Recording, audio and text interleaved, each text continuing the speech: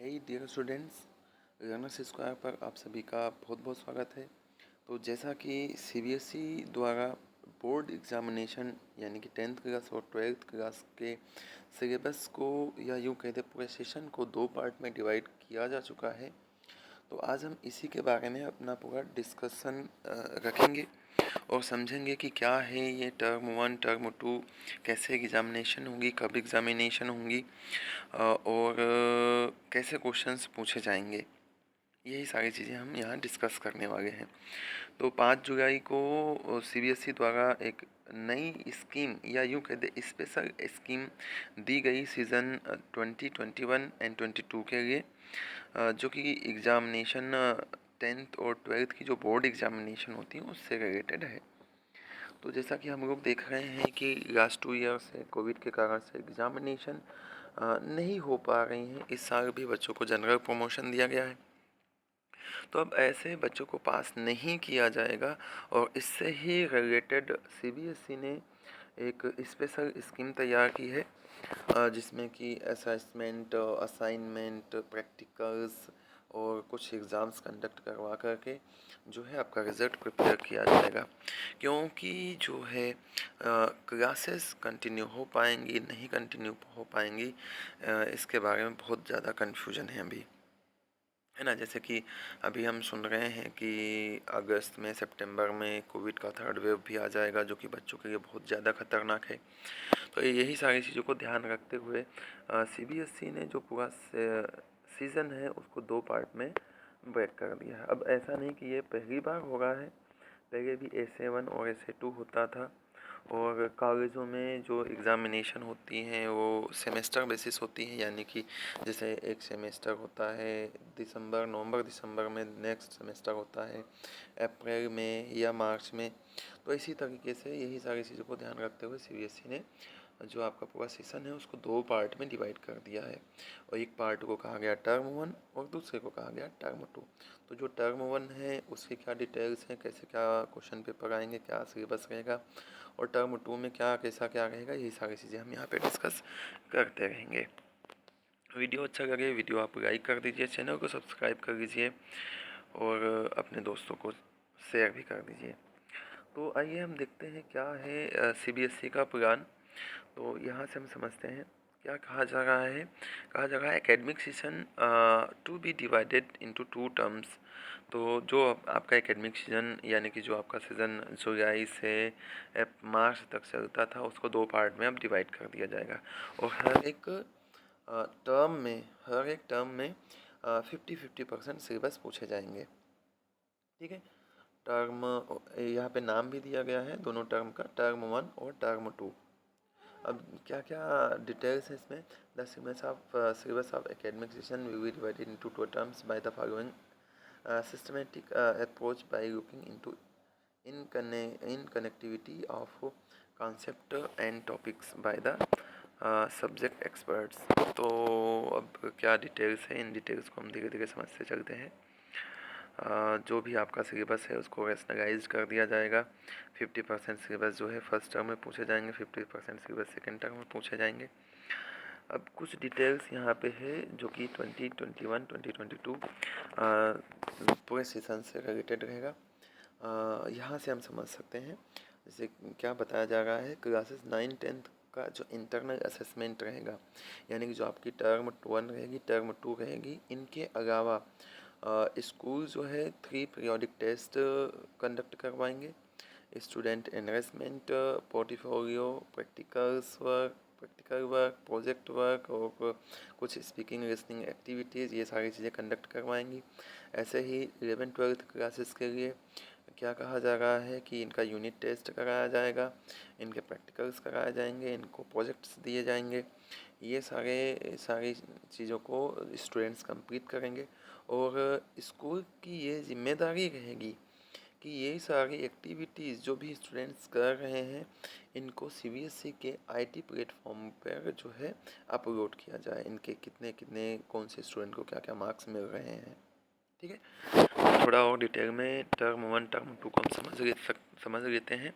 अब जैसे जो हमारी टर्म 1 एग्ज़ाम होगी, तो टर्म 1 एग्ज़ाम जो रहेगी आपकी क्लासेस जैसे मान लो जुलाई से स्टार्ट होती हैं, तो आपकी जो एग्ज़ाम्स हैं वो नवंबर या दिसंबर में कंडक्ट की जाएगी। अब इस एग्ज़ामिनेशन के बारे में हम थोड़ा और समझ लेते हैं। क्या कहा जा रहा है कि जो टर्म 1 है वो या फर्स्ट टर्म जो है वो क्या होगा, एंड होगा नवंबर या दिसंबर में, और इसमें एक एग्ज़ामिनेशन कंडक्ट कराई जाएगी। अब एग्ज़ामिनेशन कैसी होगी, एग्ज़ामिनेशन में जो आपको पेपर आएगा, ये पेपर पूरी तरीके से MCQ यानी कि मल्टीपल चॉइस क्वेश्चंस रहेंगे, ऑब्जेक्टिव क्वेश्चंस रहेंगे, और इसमें आपको 90 मिनट्स दिए जाएंगे, और ये जो पूरे क्वेश्चंस रहेंगे ये आपके सिलेबस के 50% सिलेबस से पूछा जाएगा।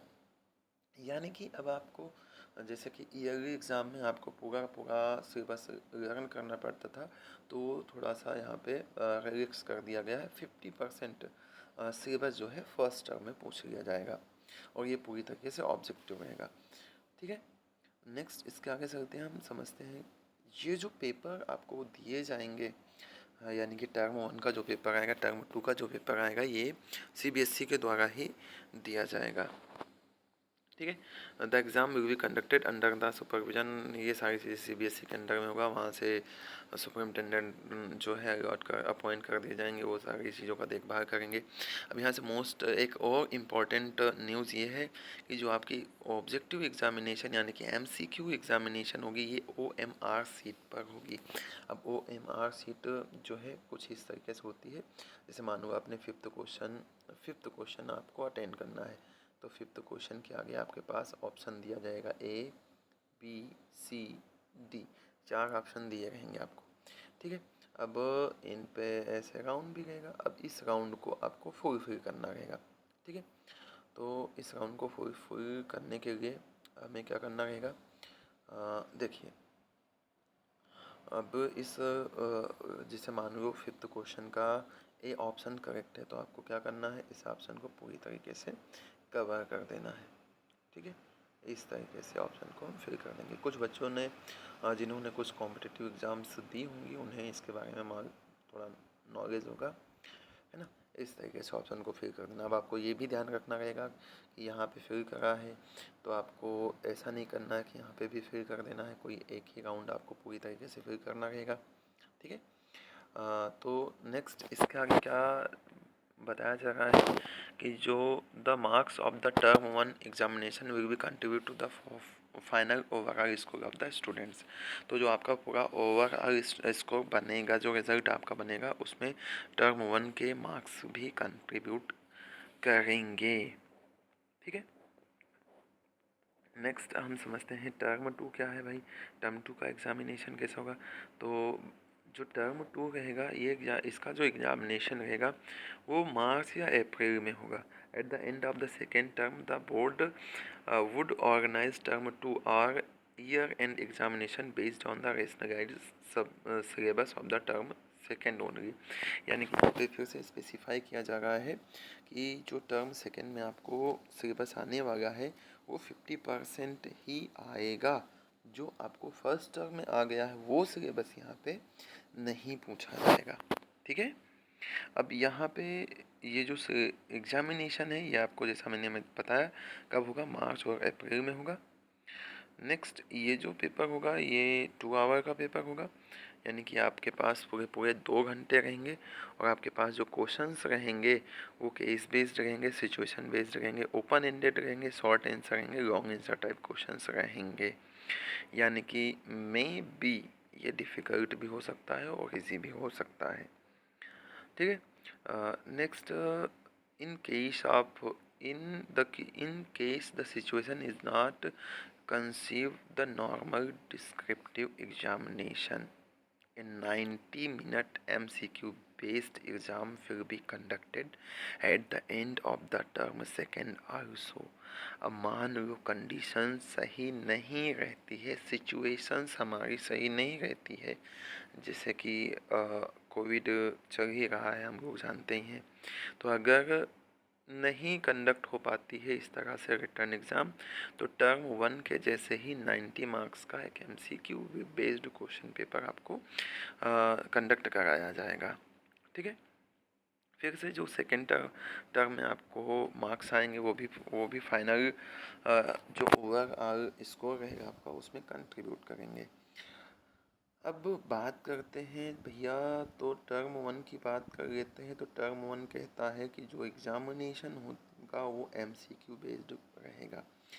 तो अब MCQ बेस्ड है तो हो सकता है कि जो क्वेश्चंस आए वो आपके लिए वेरी वेरी इजी हो, और ऐसा भी हो सकता है कि जो क्वेश्चन आए वो थोड़ा डेप्थ से पूछा जाए।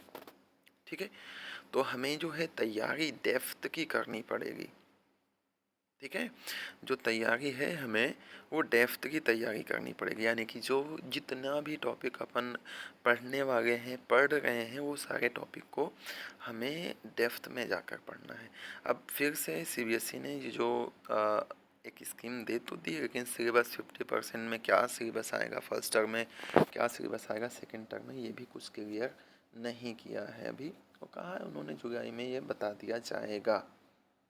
ठीक है, तो अब जैसे कि हम मैथ्स में पढ़ते हैं height and distance 10th class में, और ट्रैग्नोमेट्री पढ़ते हैं, तो जो हाइट एंड डिस्टेंस है वो ट्रैग्नोमेट्री से रिलेटेड है। तो ऐसे चैप्टर्स में भी एक ही टर्म में रखे जाएंगे, जहाँ तक संभावना यही है। ठीक है, ऐसे ही हम सेकंड चैप्टर पढ़ते हैं पॉलिनोमियल्स, फिर फोर्थ चैप्टर पढ़ते हैं क्वाड्रेटिक इक्वेशन। तो मे बी पॉसिबिलिटी यही है कि ये दोनों चैप्टर भी साथ में रखे जाएं। सिमिलर केस आ जाता है साइंस में भी, जैसे हम साइंस में पढ़ते हैं लाइट, एंड नेक्स्ट चैप्टर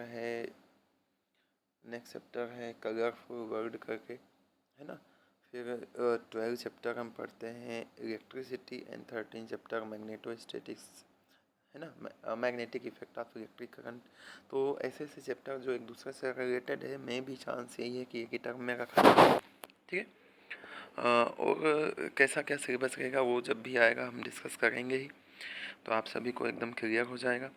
हाँ, फिर ये मैंने आपको बता ही दिया कि सेकेंड टर्म की जो एग्ज़ामिनेशन होंगी ये रिटन एग्ज़ामिनेशन होंगी, जिसमें आपको case based question, situation based question, open ended question, short answer type question and long answer type question will be also asked.